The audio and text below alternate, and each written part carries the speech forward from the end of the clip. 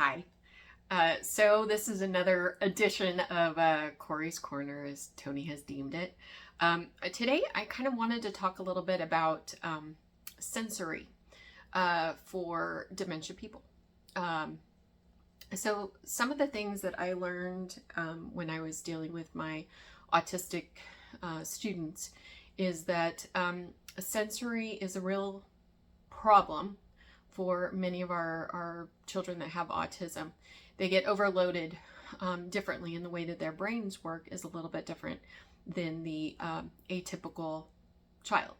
And I have found some very comparable things that happen to people that have a dementia-based disease. So I kind of wanted to talk about that a little bit and my specific experience with my person and also my two grandmas and the things that I kind of noticed about it. So first of all, I just kind of want to go over the sensory senses. It's smell, touch, hearing, sight, and taste. So all of those obviously get affected by the dementia, anything under the dementia disease, and some are more than others. And for Tony specifically, I will kind of comment on the things that I have seen. And again, I just want to reiterate that I do not have a PhD, that my background is that in special education, and I am considered an educational specialist. So having said that, this is some of the information that I wanted to share, because in talking to other caregivers and other care partners, a lot of them don't know this information, and it has been very helpful to them, and I thought this would be good information for you. So one of the things that I kind of wanted to give information about is as far as smell. So the sense of smell, much like autistic children, is oftentimes heightened. So for instance, if somebody is very anxious or frustrated, changing the scent in the room makes a difference. So I used to run an infuser in my classroom, and sometimes I will do that here. I use lavender oil, I use a citrus oil or a eucalyptus. A chamomile is also good. Depending on what your person likes and their environment, you kind of have to kind of play with it a little bit sometimes. For Tony specifically, he really does well with lavender and eucalyptus. So I usually will put that in an essential oil inside of an infuser, and it helps change just the feeling in the room for him. So that's something to keep in mind. Also know that it can be a trigger. Scent can be a trigger for people. So maybe there's something they've never liked, and you're cooking it, or you walk by in a home, and the scent, like at dinner time, will come through the window, and they smell it. Sometimes it's a trigger, and it can agitate. So know that. The other thing is that sometimes the scent, as far as what's going on as far as like the fireworks, or there could be a scent from a car, different things like that, you would be surprised at how often those smells can cause anxiety, and they can cause the person to become agitated. So keep that in mind. Touch. So some of the things to keep in mind about touch.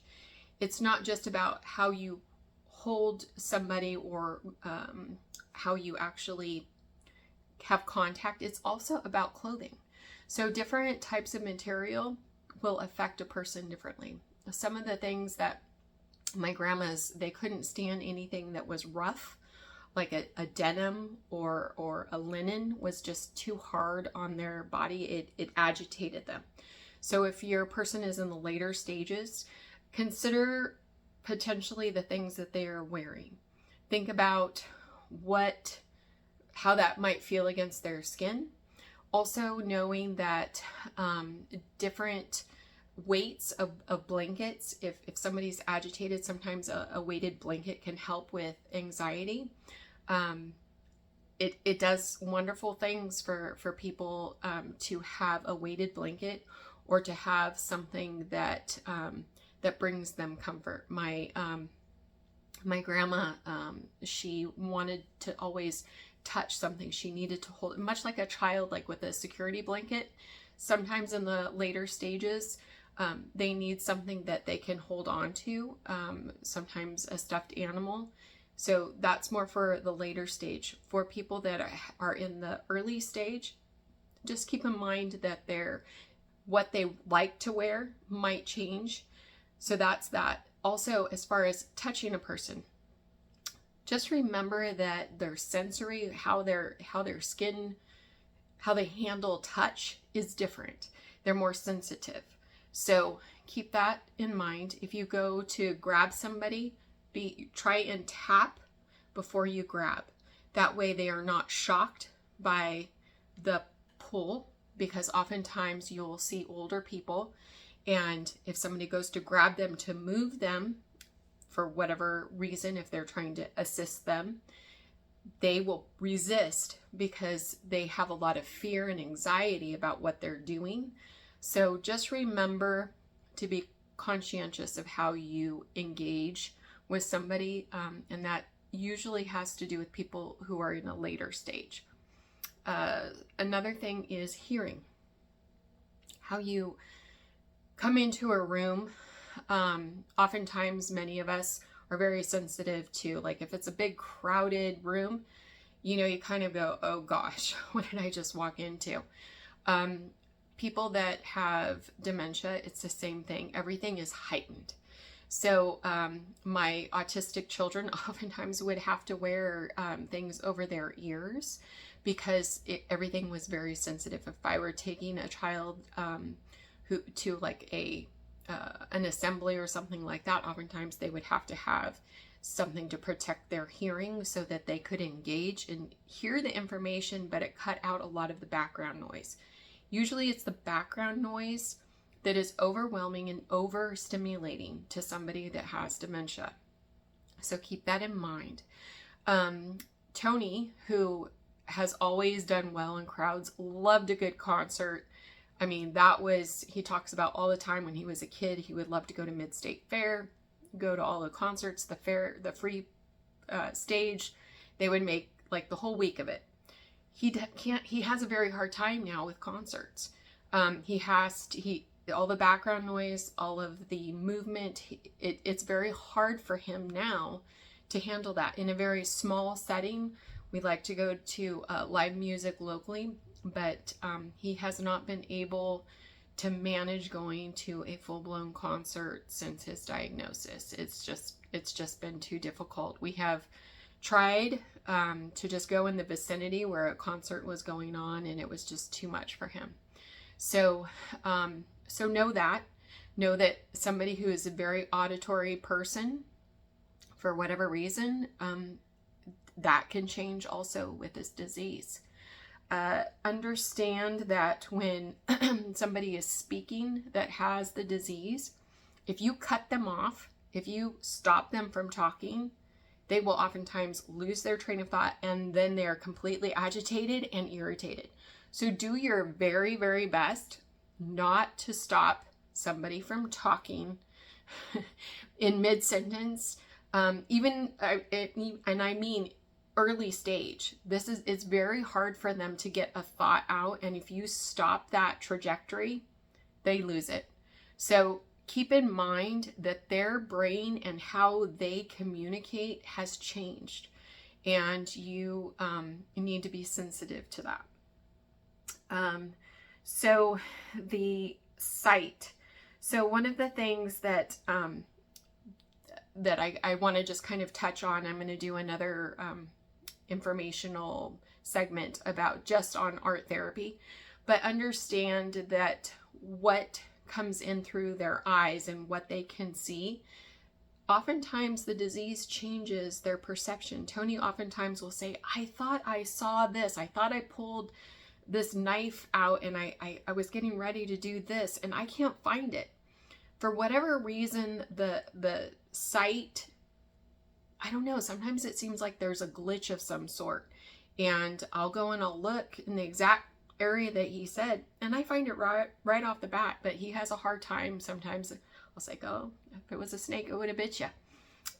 So know that sometimes art, coloring, being able to get pen to paper or pencil to paper or paint to paper, it is very relaxing to the brain. And I'll talk more about that in a separate segment, because I had huge things that I used to do that would help my students a lot based on their needs. And I tried some with Tony, and in doing research, it is very beneficial. So know that. And taste. Taste is so hard because it changes because of the brain and how the disease affects the brain. Their taste buds change also. Tony has a very hard time actually enjoying food these days. I have to really push him to eat on a consistent time frame. He was also diagnosed with diverticulosis. And so a lot of the things that he enjoyed eating or were his go-to things like nuts or specific vegetables, he can no longer eat. So it's more difficult for him specifically. But know that taste buds change with this disease, and the things maybe that they always liked, they no longer like. And trying to force feed them, that is going to cause even more anxiety if you're trying to get them to eat. So just because they always loved it doesn't mean that their taste buds, it tastes good to them now. Tony always used to love, he used to love chocolate. He doesn't even hardly eat chocolate at all. He'll have like one M&M. He's like, oh, that's so sweet. I don't like that anymore. Things that he never liked before, he likes now. So know that taste is greatly affected. My grandmas both had a very difficult time also with the texture of food. In the later stages, eating becomes a very difficult thing, and you have to minimize the amount that they have to chew for the tongue for things to go down, because they have oftentimes a harder time swallowing food. So so depending on their stage in a disease, and based on the type of dementia disease that they have, sometimes muscles tighten up, and certain foods just don't work for them anymore either. So I hope that helps. I think that just reminding everybody that this disease is not that person's choice, and the changes that happen to their body is not their choice either. And trying to give them as much dignity as possible is always should always be your goal. So I hope that this gives everybody some information, and I hope that if you have any questions or want more information, I'm happy to direct you to some articles or share with you some of the knowledge that I do have. Anyways, I hope you are well, and I will talk to you soon. Bye-bye.